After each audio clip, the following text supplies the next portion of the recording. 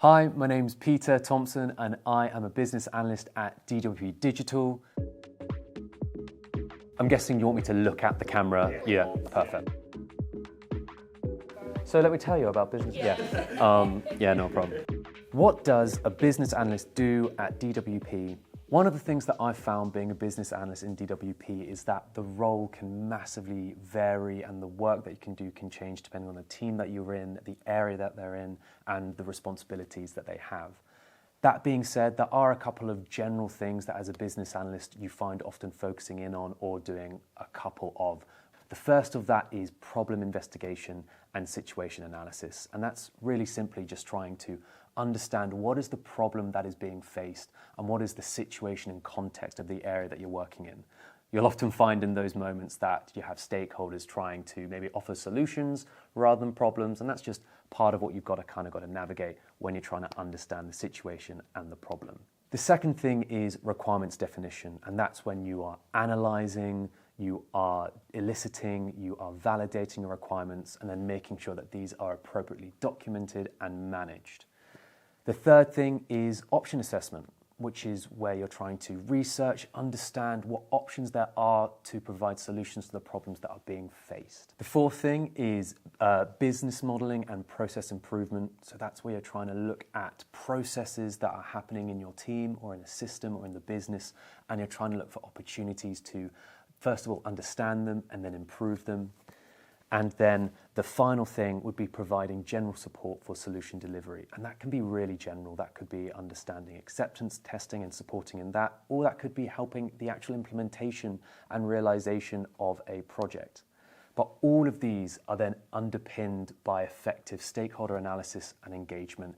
No matter what project you're working on, you need to be able to understand your stakeholders, approach them, communicate with them best and appropriately, and manage them in the situation that you find yourself in.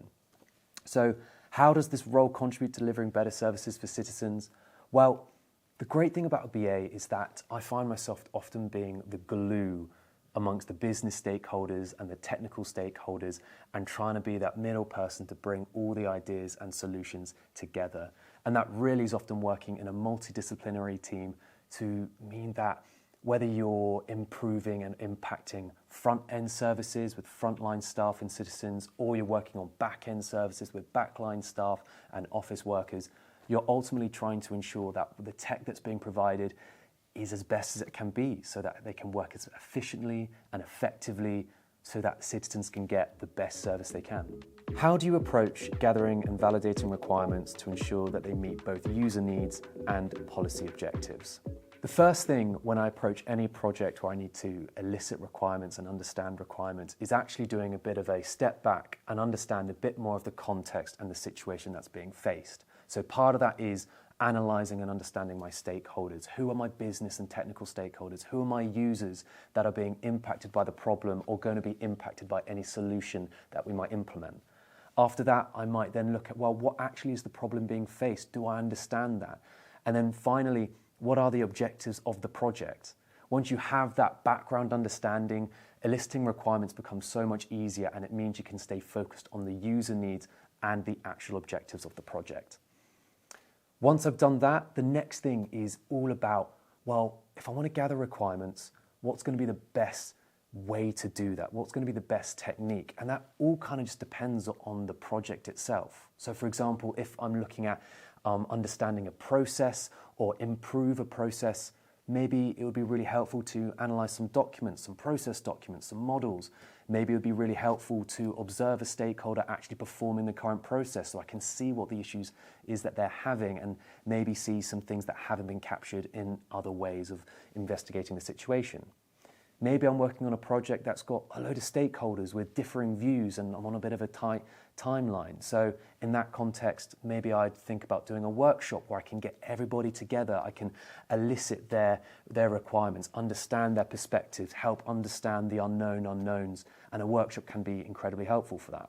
Once I've elicited the requirements effectively, the next thing would be making sure that I've got really clear and regular dialogue with my stakeholders to ensure that they can validate the requirements appropriately and ensure that they're still meeting user needs and the policy objectives, the objectives of the project.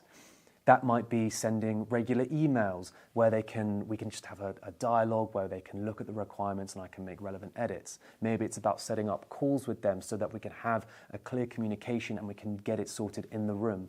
This often comes back down to stakeholder analysis and how the stakeholders best want to be approached.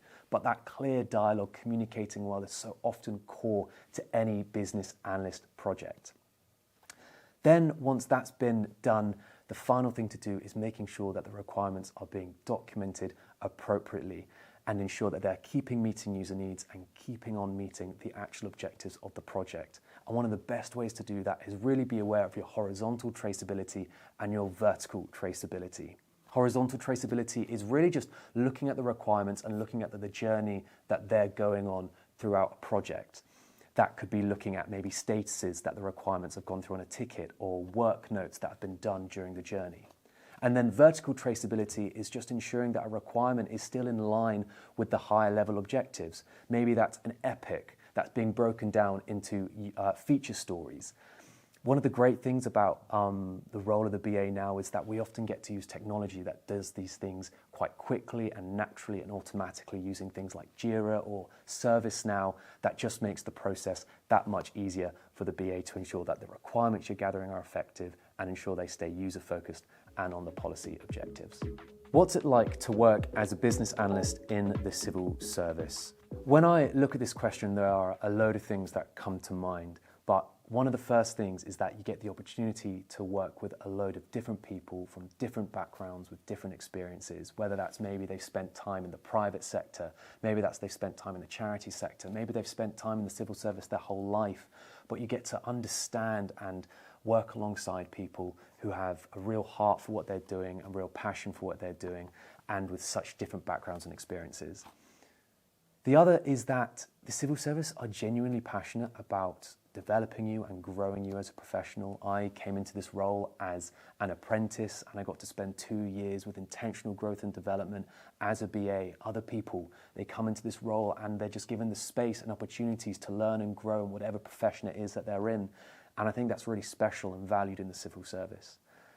And then the final thing is that there are some real challenges that you have to face, whether that be with your team, whether that be on the project that you're on, or more often it's the challenges that the citizens are facing that you're actually trying to help and improve.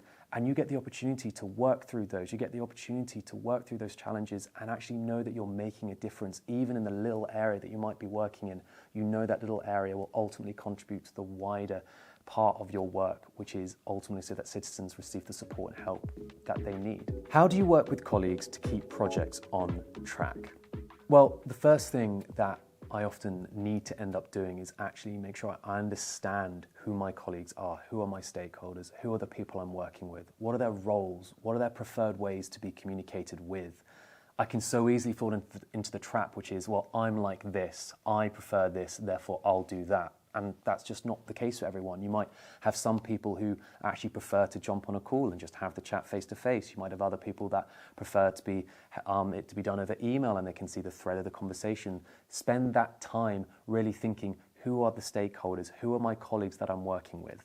The next is to set out clear responsibilities and deadlines. So often I've found that when there are blockers or challenges in a project, it's not because the people aren't willing to work or do the work, it's that they're just not clear on, well, when is this work need to be done by and whose responsibility is it? So spend the time really laying out what the deadlines are and making sure people know what is expected of them.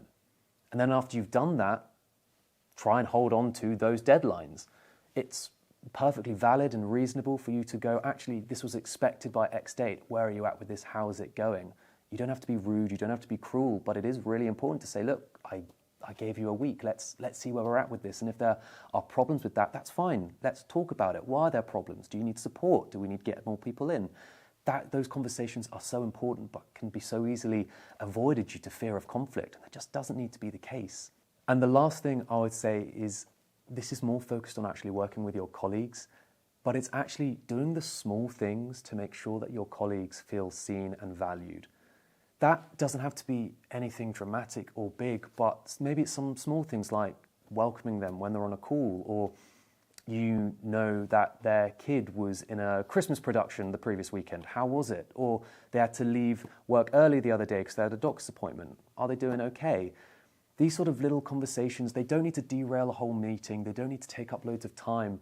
But actually, making that space can make people feel really valued, really seen, and it can just make that difference between growing your working relationship with someone so that actually projects don't just feel really professional, but they can actually feel really enjoyable. They can feel really fun. They can feel like you're actually working with people that you know. And it's amazing how collaboration can then flow when it's not simply a professional relationship, but there's actually something deeper there. And it's just these small things that can make such a big difference. Here at DWP, I know that's something that we really strive to implement, really strive to do well, and something that I really do see across the teams that I've worked in. What skills or qualities are essential for success as a business analyst? When one talks about success as a business analyst, people often refer to what's called the T model, and that involves looking at your personal qualities, your business knowledge, and your professional techniques. Now, the business knowledge and professional techniques, these are understanding the business context, the business domain that you work in, and the professional techniques, these could be things like your investigation techniques or requirements, engineering, all the stuff that's involved in that. I think these things generally can be learned quite effectively in the role, on the job, getting support and help when you're actually in the position. But the personal qualities, the personal aspects to you, they're often really essential. These are often a bit more innate and are things like communication and facilitation. These things, I think, are really valuable and vital to be a successful business analyst. They help you chat with your stakeholders. They help you communicate well with a team. They help you really draw out information, facilitate discussions when you're in meetings or workshops or sessions. And they're really vital if you want to be successful as a business analyst. What advice would you give to someone starting out as a business analyst at DWP? My first piece of advice that I would give to a business analyst that's starting out at DWP would probably be that it's not your role to be an expert. And that can be really hard because you're working with really clever people, with really technical people, or on really complex projects. But your role actually isn't to be an expert in the technicalities, to be an expert in the system. More often than not, your role is actually to bring in the experts and facilitate the discussions with the right people. So do you know who your subject matter experts are? Are you willing to bring them into the conversation? When is the best time to bring them into the conversation? That's not to mean that you don't need to know stuff. That's not to mean that you don't need to understand some of the technicalities, but you don't need to be the expert. You need to know when to bring the experts in. The second piece of advice that I would give to any business analyst would be, don't be afraid to be a fool. Sometimes you just got to put your pride at the door and acknowledge that you're working with really clever people, often on some really complex things. And that's okay, that's good. But that is going to mean that you're going to come across some stuff that's just going to be really challenging to understand or comprehend. So don't be afraid to ask questions, get people to explain things again, get people to use simpler language. That's okay. Again, they're the experts. Let them be the expert. Let them teach you and help you understand. But to do that, you just need to say, hey, do you know what? I don't get it. Can you explain this to me again? And when you still don't get it, can you explain this to me again, please? And more often than not, you'll find that actually there's other people in the room experiencing the exact same thing. And then the final piece of advice that I would say is get involved in the community that's here. There's a great business analyst community here at DWP, people with different experiences, different understandings, different opportunities, and just step in, ask questions. There's events that you can go along to where you can learn more stuff. There's often things set up where you can have chats and discussions with BAs and just hear their story. Whatever it is, I hugely recommend getting involved in the community here because you never know when that support might be vital or the opportunity you might have to support others who are also coming in as well.